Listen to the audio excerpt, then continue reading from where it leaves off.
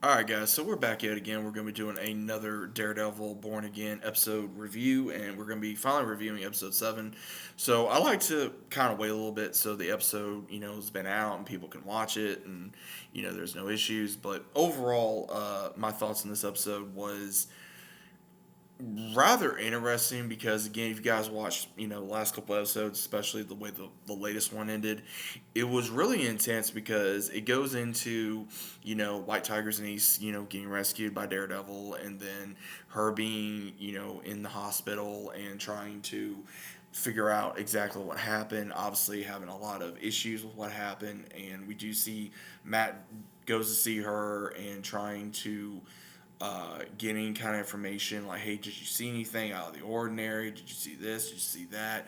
And as soon as that happens, especially in the beginning of some of the episode, we see where, Heather, the one that Matt's with, that she is seeing bruises on him, and it's going back to how the Netflix series was of, hey, you got these bruises on you, what happened, and he's trying to cover it up like, oh, maybe I ran into something, this happened, that happened.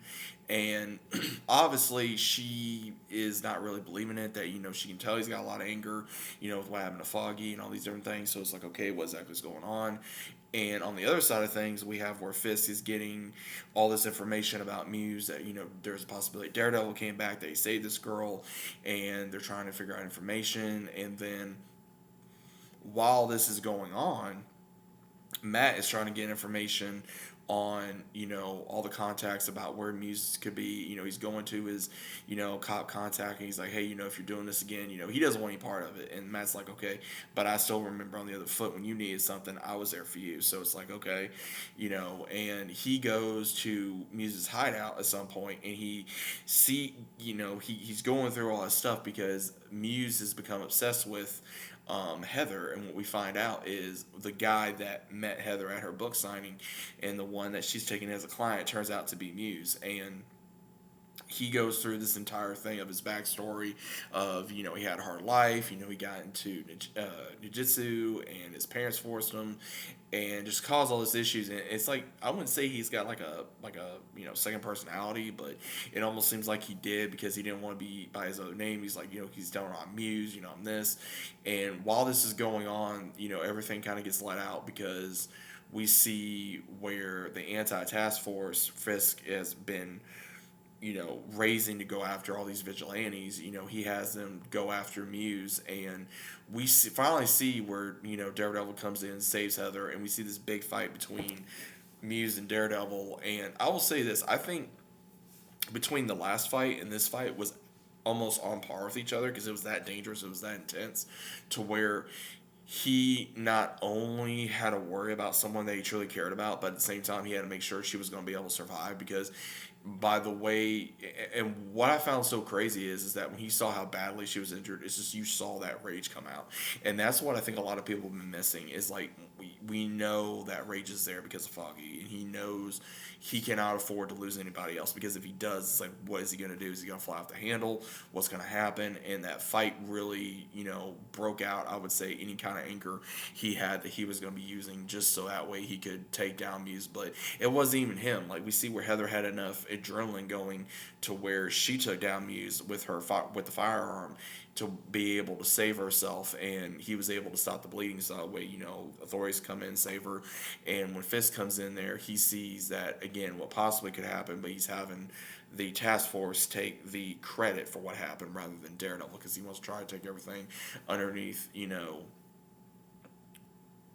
so-called quiet, I guess you'd say, to where I got a feeling he's going to try to have a conversation with Matt at some point, be like, I thought you weren't going to do this anymore, this, something like that. I got a feeling something like that is going to happen, where they're either going to run into each other, or he's going to request to talk to him, or he's going to go to his law firm or something. I got a feeling something like that's going to happen. But we also see where the one that's been working for Fisk, he gets a little too of a big head. He goes to Vanessa, and him and Vanessa have a talk, and it almost sounds like he was going to try to overthrow Kingpin, because maybe like someone else needs to take a head of it. And she sets him up. She sets this guy up, because it almost makes it seem like she was going to set up Kingpin, but she didn't. She helped him. She led him straight to where Fisk's bodyguard took him out and left it at that. And it's always interesting because he's always eating at a certain point, where something really crazy happens,